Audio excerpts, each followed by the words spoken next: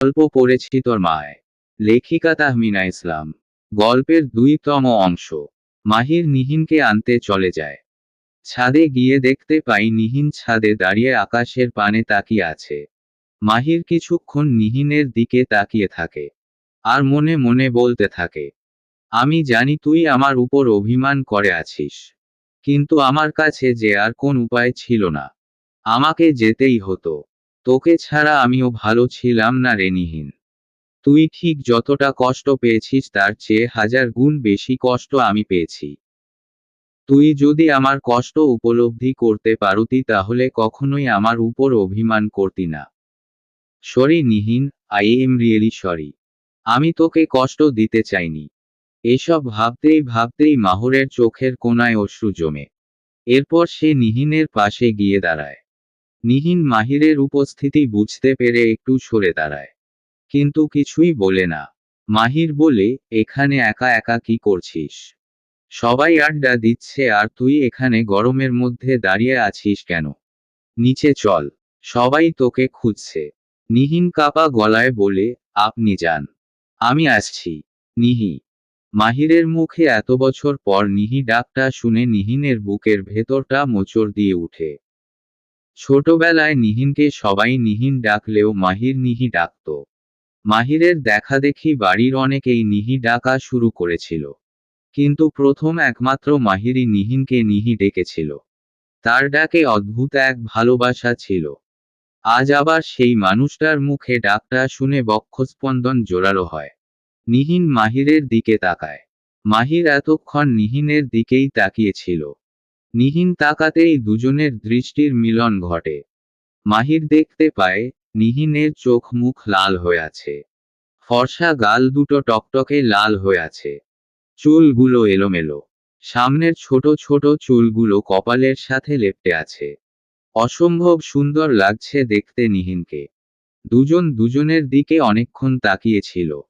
তারপর হঠাৎই নিহিন চোখ সরিয়ে নেয়। মাহিরও চোখ সরিয়ে নেয়। তারপর মাহির বলে, চল, সবাই তোর জন্য অপেক্ষা করছে। তারপর নিহিন বলে, হুম। দুজনে রুমে চলে। আসলে আদিল বলে, এতক্ষণ লাগে নিহিনকে নিয়ে আসতে।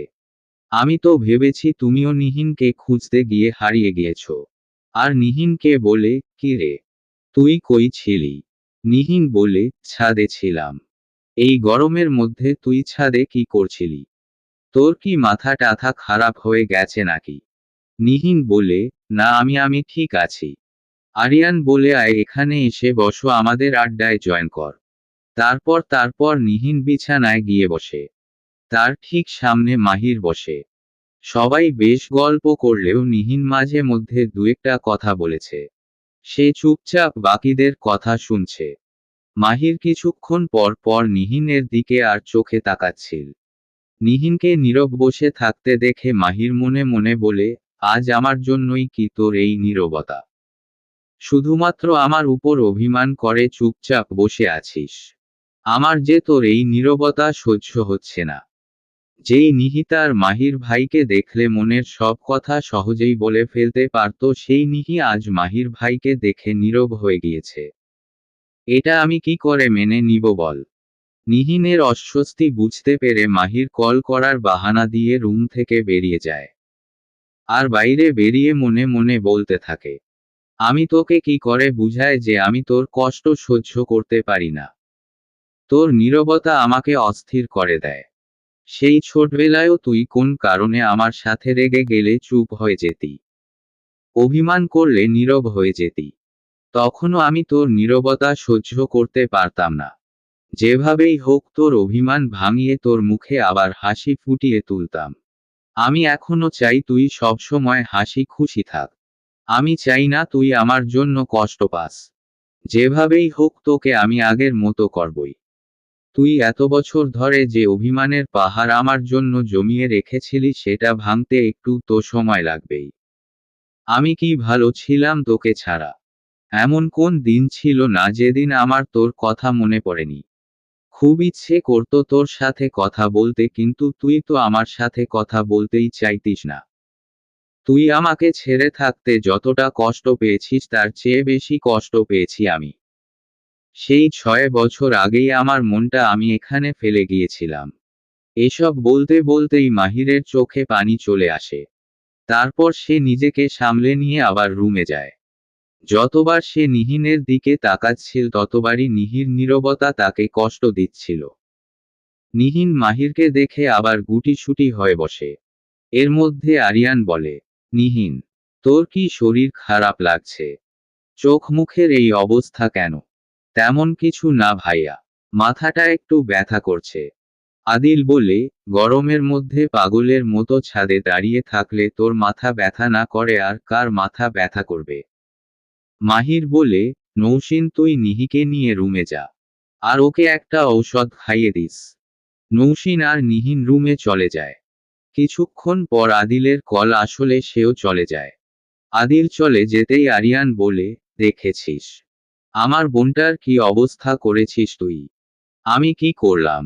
তুই কি করেছিস সেটা আমার চেয়ে ভালো তুই জানিস।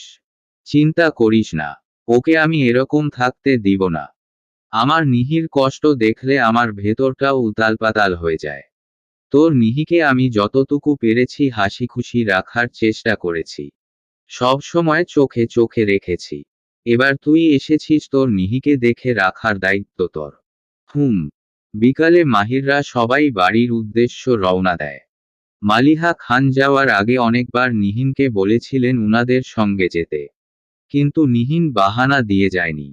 সবাই চলে যাওয়ার পর নিহিন রুমে এসে বসে আর মনে মনে বিড়বিড় করতে থাকে, আমি কেন এত কষ্ট পাচ্ছি?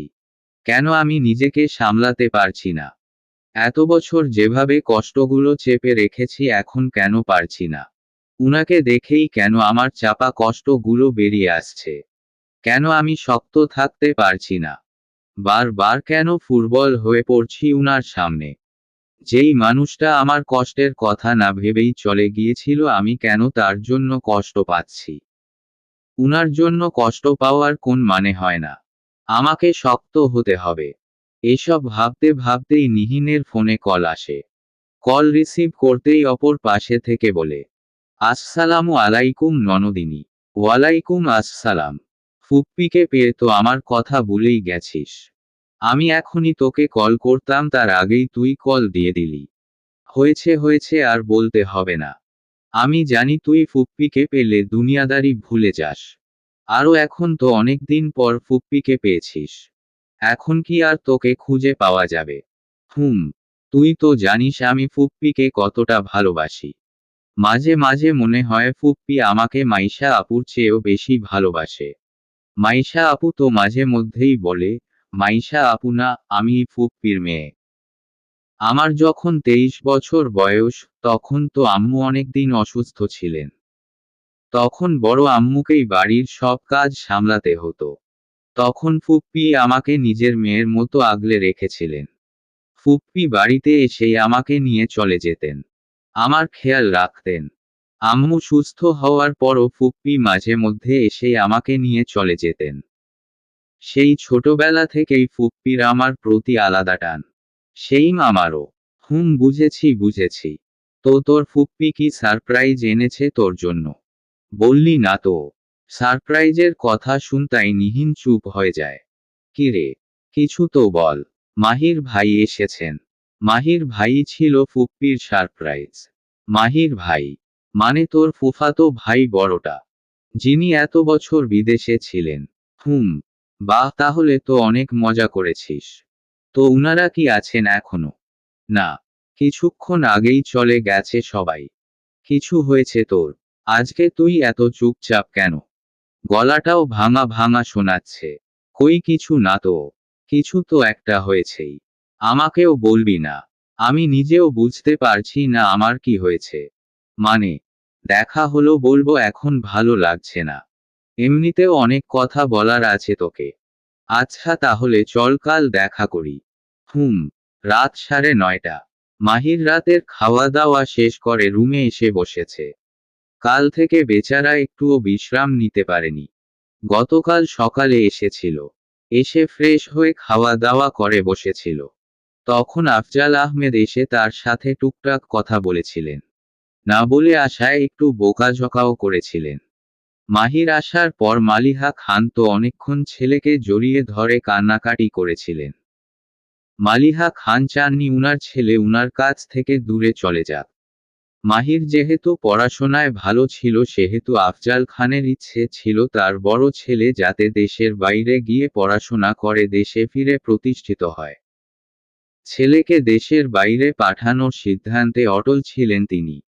মালিহা খানের অমত থাকলেও ছেলের ভালোর কথা ভেবে আর না করেননি। মাহিরেরও অনিচ্ছা সত্ত্বেও আব্বুর জন্য দেশের বাইরে যেতে হয়েছিল। যদিও আরও একটা কারণ ছিল তার যাওয়ার। কাল সারা রাত সে ঘুমাতে পারেনি। দেশে ফিরে তার প্রেয়সীকে দেখার জন্য ছটফট করছিল। আজকে নিহিন যখন তার সামনে এসেছিল নিহিনকে দেখেই তার ইচ্ছে করছিল জড়িয়ে ধরতে। অনেক কষ্টে সে নিজেকে সামলে নিয়েছিল। নিহিনের সেই মায়াবী চেহারা দেখে সে নতুন করে আবার নিহিনের প্রেমে পড়েছিল। মাহিরের নিহিনের সাথে ভীষণ কথা বলতে ইচ্ছে করছে। তাই সে কিছু না ভেবেই নিহিনের নাম্বারে ডায়াল করে। রিং হচ্ছে কিন্তু রিসিভ করছে না। 23 বার কল দেওয়ার পরেও রিসিভ করছে না দেখে ফোন একপাশে রেখে শুয়ে পড়ে। কিছুক্ষণের মধ্যেই সেই কাঙ্ক্ষিত নাম্বার থেকে কল আসে। নিহিনের কল দেখেই মাহির সাথে সাথে রিসিভ করে বলে। নিহিনের কল দেখেই মাহির সাথে সাথে কল রিসিভ করে বলে, নিহি। নিহিন নাম্বার না চিনেই কলটা দিয়েছিল। মাহিরের আগে যখন কল দিয়েছিল তখন নিহিন ওয়াশরুমে ছিল বলে রিসিভ করতে পারেনি।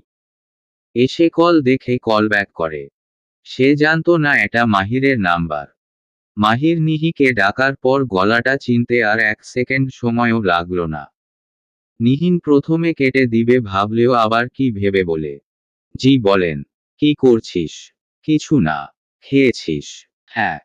নিহিন চুপ থাকায় মাহির আবার জিজ্ঞেস করে, আমি খেয়েছি কিনা কে জিজ্ঞেস করবে? ও সরি। আপনি খেয়েছেন? হুম খেয়েছি। নিহি। মাহিরের মুখে এই মায়ে ভরা ডাকটা শুনলেই নিহিনের মন প্রশান্তিতে ভরে যায়। এভাবে ডাকলে সে চুপ থাকতে পারে না। নিহিন নরম স্বরে বলে, হুম। এখনো অভিমান করে থাকবি আমার উপর? আমি কারোর উপর কোন অভিমান করিনি। সত্যিই করিসনি? না। আম্মু তোকে আসতে বলেছিল, আসলি না কেন? তখন তো বলেছিলাম কেন যেতে পারবো না। হুম বলেছিলি।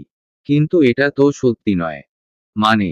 মানে আমি জানি তুই না আসার জন্য এটা জাস্ট একটা বাহানা দিয়েছিস। আমি শুধু শুধু বাহানা দিতে যাব কেন? সেটা তুই ভালো জানিস। আমার ঘুম আসছে। পরে কথা হবে। আল্লাহ হাফেজ। আচ্ছা ঘুমা। আল্লাহ হাফেজ। ফোন রেখেই মাহির বলে, না এভাবে হবে না। এভাবে আপনার অভিমান ভাঙানো যাবে না নিহিরানি। এবার অন্য টেকনিক অ্যাপ্লাই করতে হবে। সোজা আঙুলে ঘি না উঠলে এবার আঙুলটা বাঁকাতেই হচ্ছে নিহিরানি। I am so sorry. এবার আপনি আমার অন্য রূপ দেখবেন। এভাবে হুম হুম করলে তো হবে না। তোকে তো আমার সাথে কথা বলতেই হবে। জাস্ট ওয়েট অ্যান্ড ওয়াচ মেরি জান। অন্যদিকে নিহিন ফোন রেখে আবার বই পড়ায় মনোযোগ দেয়। রাতে গল্পের বই পড়ে ঘুমানো এটা তার অভ্যাসে পরিণত হয়েছে। কিন্তু কিছুক্ষণ পরেই তার আর পড়তে ইচ্ছে করছে না। বারবার শুধু মাহিরের কথা মনে পড়ছে। মাহিরের সেই মায়ভরা ডাকটা তার কানে বাজছে এখনো। নিহিন কিছুটা বিরক্ত হয়ে বলে, এই লোকটা যাওয়ার পরেও আমাকে শান্তি দেয়নি। এখন এসেও শান্তি দিচ্ছে না। আমি কেন বারবার না চাইতেও উনার কথা ভাবছি। এসব মনে মনে আওড়াতে আওড়াতে নিহিন গভীর ঘুমে চলে যায়। সকালে কারোর হাতের স্পর্শে নিহিনের ঘুম ভাঙে। নিহিন চোখ মেলে তাকায়। ঘুমের জন্য সে ঝাপসা দেখছে। ধীরে ধীরে তার কাছে সামনে থাকা মানুষটির চেহারা স্পষ্ট হয়। মাহির ভাই তার মাথার কাছে বসে আছেন। তার মাথায় হাত বুলিয়ে দিচ্ছেন। নিহিনকে চোখ খুলতে দেখে বলে, ঘুম ভেঙেছে মহারানীর। কখন থেকে অপেক্ষা করছি তোর জন্য। তোর তো ঘুম ভাঙছেই না। ঘুমের মধ্যে তোকে এতটা নিষ্পাপ লাগছিল যে ডাকতেই ইচ্ছে করেনি। নিহিন এতক্ষণ মনোযোগ দিয়ে মাহিরের কথা শুনছিল। সে এতক্ষণ মাহিরের দিকে অপলক দৃষ্টিতে তাকিয়েছিল। হুঁশ ফিরতেই লাফিয়ে উঠতে যাবে তখন মাহির তাকে আবার শুইয়ে দেয়। এরপর তার কাছাকাছি আসতে থাকে। মুখের খুব কাছাকাছি আসতেই নিহিন না বলে লাফিয়ে উঠে। পরক্ষণেই বুঝতে পারে সে এতক্ষণ স্বপ্ন দেখছিল। এটা বুঝতে পেরেই বলে, এই লোকটা আমাকে স্বপ্নেও শান্তি দিচ্ছে না। অফো, এই বলে সে ওয়াশরুমে চলে যায়। ওয়াশরুম থেকে বের হতেই দেখতে পায় মাহির ঘুরে ঘুরে তার রুম দেখছে। এবারও তার মনে হয় সে নিশ্চয় স্বপ্ন দেখছে। স্বপ্ন দেখছে কিনা পরীক্ষা করার জন্য সে মাহিরের সামনে গিয়ে দাঁড়ায়। মাহির তার দিকে অবাক চোখে তাকিয়ে থাকে। তারপর ভ্রু নাচায়। নিহিন বলে, একটা চিমটি কাটবেন প্লিজ। মাহির জিজ্ঞেস করে, কেন? তুই কোন স্বপ্ন টপ্ন দেখছিস না? জেগে আছিস? তাও যখন বলছিস চিমটি কেটে দিচ্ছি। এটা বলতেই সে নিহিনের হাতে একটা জোরে চিমটি কাটে। নিহিন আহ করে চিৎকার করে উঠে। আর বিরক্ত হয়ে বলে, এত জোরে কেউ চিমটি দেয়?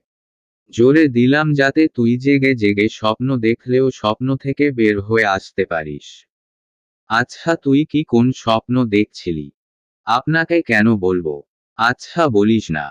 তাড়াতাড়ি রেডি হয়ে নিচে চল। রেডি কেন হব? কোথায় যাব? আমাদের বাড়িতে। না, আমি যাব না। এত কথা শুনতে চাই না। আম্মু বলেছে তোকে নিয়ে যেতে। তোকে সাথে নিয়ে না গেলে আমাকে বাসায় ঢুকতে দিবে না। তাই বলছি 10 মিনিটের মধ্যে রেডি হয়ে নিচে আয়।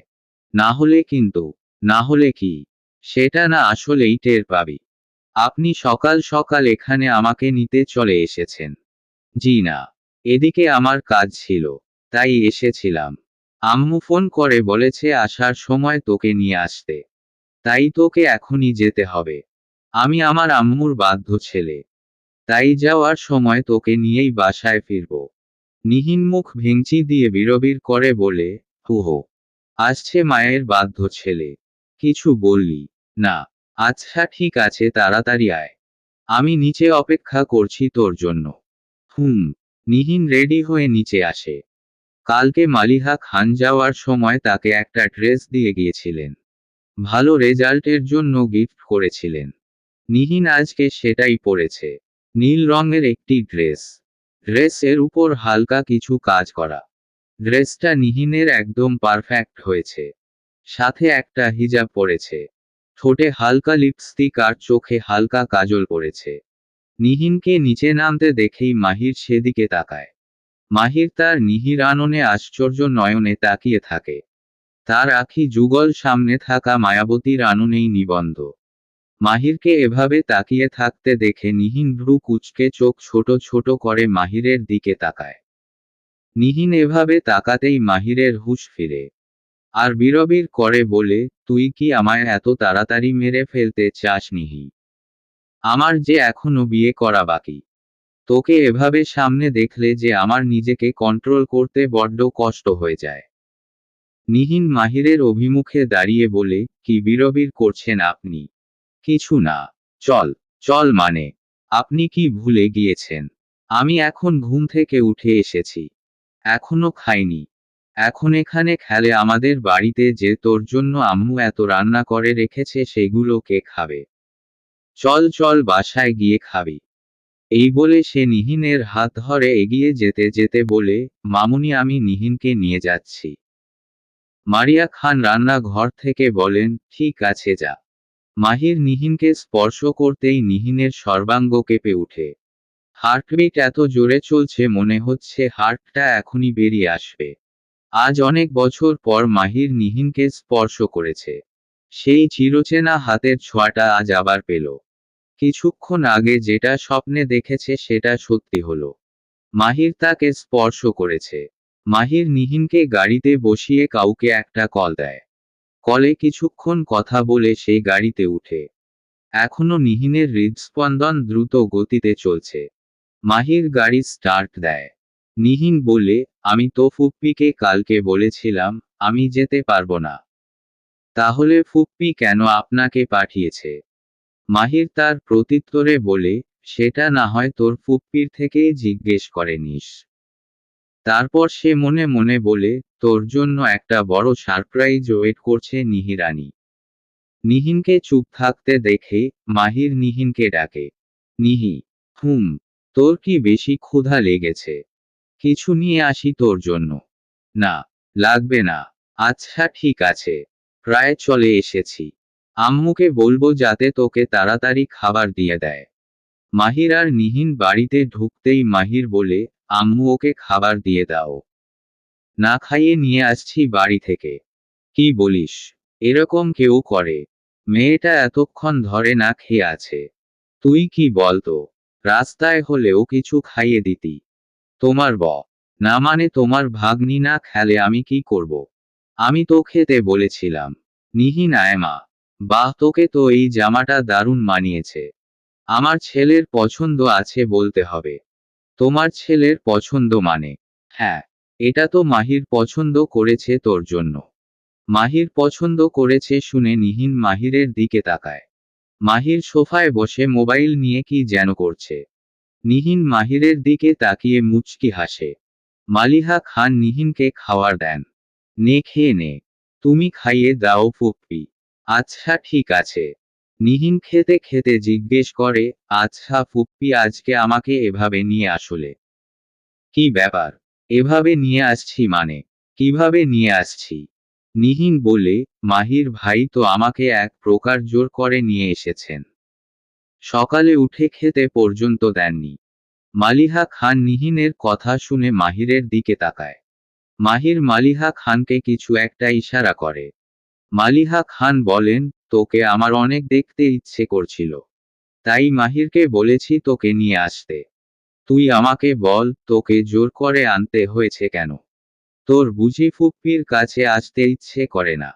এই কদিনে ফুপ্পিকে এতটা দূরে সরিয়ে দিয়েছিস। অন্য সময় তো ফুপ্পিকে পেলে সারাক্ষণ ফুপ্পির কাছেই বসে থাকিস। কাল তো তোকে আমি দেখিনি। খাওয়া দাওয়া করে কই চলে গিয়েছিলি? না ফুপ্পি, তুমি আমাকে ভুল বুঝছো। কালকে আমার মাথা ব্যথা করছিল তাই। না হলে আমি তোমার কাছেই থাকতাম। আর আজকে মীরার সাথে দেখা করার কথা ছিল তাই আসতে চাইনি। মীরাকে এখানে আসতে বল। আর এমনিতেও বিকালে আরিয়ান, নৌসিন, মাইশা সবাইকে আসতে বলেছি। নিহিন ভাবে আরিয়ান আর মীরাকে কাছাকাছি আনার এটা উত্তম সুযোগ। তাই মালিহা খানকে বলে, ঠিক আছে ফুপ্পি, ওকে না হয় বলে দিব। কিন্তু আজ হঠাৎ এত আয়োজন কেন? ওমা আয়োজন করব না। আমার ছেলেটা এত বছর পর এসেছে। মাইশাও তো এখনো দেখেনি ওকে। না জানিয়ে এসেছে এই জন্য মাইশা রাগ করে আসেনি। কাল মাহির ফোন করে বোনের রাগ ভাঙিয়েছে। তাই আজ আসছে। মেয়েটাও এতদিন পর শ্বশুরবাড়ি থেকে আসছে তাই ভাবলাম তোদের ভাই বোন সবগুলোকে একসাথে করি। ওহ আচ্ছা বুঝেছি। মাইশা আপু আসবে শুনে আনন্দ লাগছে। কতদিন দেখিনি। আর পিচ্ছিকেও তো অনেকদিন দেখি না। নিহিনের কথা শুনে মাহির বিড়বিড় করে বলে, মাইশা আপু আসবে শুনে খুশিতে লাফাচ্ছে। আর আমি যে এত বছর পর এসেছি সেদিকে তার খেয়াল নেই। মালিহা খান মাহিরকে বলেন, তুই ওখানে বসে কি বিড়বিড় করছিস? খেতে আয়। মাহির অভিমানী কণ্ঠে বলে, তুমি তো তোমার আরেক মেয়েকে পেয়ে আমাকে ভুলেই গেছো। আমাকে খাইয়ে না দিলে আমিও খাবো না। মাহিরের কথা শুনে নিহিন বলে, বুঝছো ফুপ্পি, তোমার ছেলের হিংসা হচ্ছে। নিহিনের কথা শুনে মালিহা খান হেসে উঠেন আর বলেন, তোদেরকে নিয়ে যে আমি কি করব? তোদের সবাইকেই আমি সমান ভালোবাসি। কাউকে ভুলে যায়নি। মাহির আয় তোকেও খাইয়ে দিই। মাহির নিহিনের পাশে এসে বসে। মাহির বসাতে নিহিন একটু সরে বসে। তারপর মালিহা খান দুজনকেই খাইয়ে দেন। নিহিন জিজ্ঞেস করে, আদিল ভাই কই ফুপ্পি? আদিল একটু বের হইছে। কোথায় গেছে কে জানে। ও বাসায় থাকে নাকি? বেশিরভাগ সময় থাকে বাইরে বাইরে। খাওয়ার সময় হলেই দেখবি চলে আসবে। খাওয়া শেষে মাহির কোথায় যেন বেরিয়ে যায়। এই সুযোগে নিহিন মাহিরের রুমে যায়। এতদিন মাহির না থাকাতে রুমটা বন্ধ ছিল। নিহিন ঘুরে ঘুরে রুমটা দেখছে। রুমটা সুন্দর করে গোছানো। রুমে একটা বিছানা, তার এক পাশে একটা ড্রেসিং টেবিল। এর অপোজিট সাইডে একটা আলমারি। এছাড়াও একটা বুকশেলফ সহ আরও টুকটাক অনেক ফার্নিচার রয়েছে। এসব দেখতে দেখতে হঠাৎ কিছু একটা মনে হতেই নিহিন বেকুনিতে যায়। সেখানে তার কাঙ্ক্ষিত জিনিসটা খুঁজে পায়। আজ থেকে 6 বছর আগে নিহিন এই বাড়িতে আসলেই দোলনার জন্য বায়না করত। একদিন মাহিরি তার রুমের বেলকনিতে একটা দোলনা বানিয়ে দেয়। মাহিরের বেলকনিটা বেশ খোলামেলা হওয়ায় বেশ সহজেই দোল খাওয়া যায়। আজও সেই দোলনাটা এখানেই আছে। নিহিন চটজলদি দোলনায় বসে পড়ে। ওখানে বসতেই তার পুরনো স্মৃতিগুলো মনে পড়তে থাকে। সে এই দোলনার জন্য কতই না বায়না করেছিল। মাহির তার কোন ইচ্ছেই অপূর্ণ রাখত না। মাহির তাকে সবসময় দোল দিয়ে দিত। মাহির দোল না দিলে নিহিন দোলনায় বসতেই চাইত না। এসব ভেবেই তার চোখের কোণে পানি জমে। হঠাৎই কেউ পেছনে থেকে তাকে দোল দেওয়াতে সে চমকে উঠে। পেছনে ফিরে তাকাতেই মাহিরকে দেখতে পাই। মাহির দোল দিয়ে দিচ্ছে ঠিক ছোটবেলার মতোই। নিহিনের হৃদস্পন্দন ক্রমাগত বেড়েই চলেছে। এখন কেন যেন মাহির তার কাছাকাছি আসলেই তার বুকের ভেতরটা কেমন করে উঠে। এক অজানা শিহরণ বয়ে যায়। নিহিন জিজ্ঞেস করে, আপনি কখন এসেছেন? তুই যখন ভাবনায় ডুবে ছিলি তখনই এসেছি। মাহিরের কথা শুনে নিহিন উঠে চলে যেতে যাবে আচমকা মাহির তার হাত ধরে নেয়। মাহিরের স্পর্শে নিহিনের বক্ষস্পন্দন আরো জোরালো হয়। মাহির তাকে এক টান দিতেই সে মাহিরের বুকে এসে পড়ে। মাথা তুলে মাহিরের দিকে তাকাতেই মাহির জিজ্ঞেস করে, কেন আমার কাছ থেকে পালাতে চাইছিস নিহি? আমাকে ছাড়ুন প্লিজ। ছাড়বো। তার আগে বল কেন আমার কাছ থেকে পালিয়ে বেড়াচ্ছিস? ছোটবেলায় তো আমাকেই খুঁজে বেড়াতি। তাহলে এখন কেন তোর এই পরিবর্তন?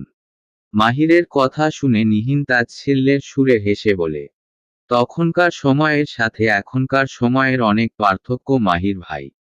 যেই মাহির ভাইকে আমি সব সময় খুঁজে বেড়াতাম সেই মাহির ভাই আজ থেকে 6 বছর আগেই আমার জীবন থেকে হারিয়ে গেছে। নিহিনের কথা শুনে মাহিরের বুক কেঁপে উঠে। সাথে সাথেই নিহিনকে ছেড়ে দেয়। ছেড়ে দেওয়াতে নিহিন রুম থেকে বেরিয়ে যায়। মাহির দেওয়ালে হেলান দিয়ে নিচে বসে পড়ে। আর বলে, তুই কেন এরকম করছিস নিহি? তুই কি বুঝতে পারিস না? এই মাহিরের হৃদয় জুড়ে শুধু একজনেরই অবস্থান। আর সেটা হলি তুই। তোকে ছাড়া যে আমি অসহায়। তোর এই কথাগুলো যে আমার হৃদয়কে ক্ষতবিক্ষত করে দেয়। কেন আমাকে বোঝার চেষ্টা করছিস না নিহি? আমি যে তোর জন্যই তোকে ছেড়ে গিয়েছিলাম। কি করে বুঝায় আমি তোকে? তোকে ছাড়া আমি নিজেকে কল্পনা করতে পারি না। আমার অস্তিত্ব জুড়ে শুধু আছিস তুই। যেদিন এটা বুঝতে পারবি সেদিন তোর এই কথাগুলোর জন্যই তুই কষ্ট পাবি। আমি জানি আমি এখনো তোর জীবন থেকে হারিয়ে যাইনি। তোর মনের কোথাও না কোথাও এখনো মাহির আছে। সেটা আমি বুঝতে পারি। একদিন তুইও বুঝবি। অন্যদিকে নিহিন অন্য রুমে গিয়ে থম মেরে বসে থাকে। আর মনে মনে বিড়বিড় করতে থাকে, আসলেই কি আমার জীবন থেকে আপনি হারিয়ে গেছেন? হারিয়ে গেলে আমি এত কষ্ট পাচ্ছি কেন? আমি কেন আপনার প্রতি এতটা দুর্বল হয়ে পড়ছি? আমি যত চাইছি আপনার কাছ থেকে দূরে থাকতে তত আপনি আমার কাছাকাছি চলে আসছেন। এসব ভাবতে ভাবতে নিহিনের মনে পড়ে সে তো মীরাকে এখনো কলই দেয়নি। মীরার কথা মনে পড়তেই নিহিন মীরাকে কল দেয়। আসসালামু আলাইকুম ভাবিজান। ওয়ালাইকুম আসসালাম। আমি তোকে এখনই কল দিতাম। কখন আসবি জিজ্ঞেস করার জন্য। আমিও এই জন্যই কল দিয়েছি। আমাকে মাহির ভাই ফুপ্পির বাসায় নিয়ে আসছে। ফুপ্পি নাকি আমাকে দেখতে চাইছিল। তাহলে তো আজকে দেখা হবে না। হবে। ফুপ্পি বলেছে তোকে এখানে আসতে। কি বলছিস পাগলের মতো? আমি তোর ফুপ্পির বাসায় যাব। না না আমি যাব না। তুই না আসলে ফুপ্পি তোকে কল দিবে। আয় না প্লিজ। এখানে সবাই আসবে মজা হবে। সবাই আসবে মানে? মানে মাইশা আপু, নৌসিন আর আরিয়ান ভাইয়া ওরাও আসবে বিকেলে। তাও এভাবে যাওয়া সম্ভব না। দাঁড়া আমি এখনই ফুপ্পিকে ফোন দিচ্ছি। মালিহা খানের জোরাজোরিতে মীরা আসার জন্য রাজি হয়। নিহিন আবার রুমে আসতে গেলে আবার মাহিরের মুখোমুখি হয়। মাহিরকে পাশ কাটিয়ে চলে যাবে তার আগেই মাহির বলে, নিহি, চলবে।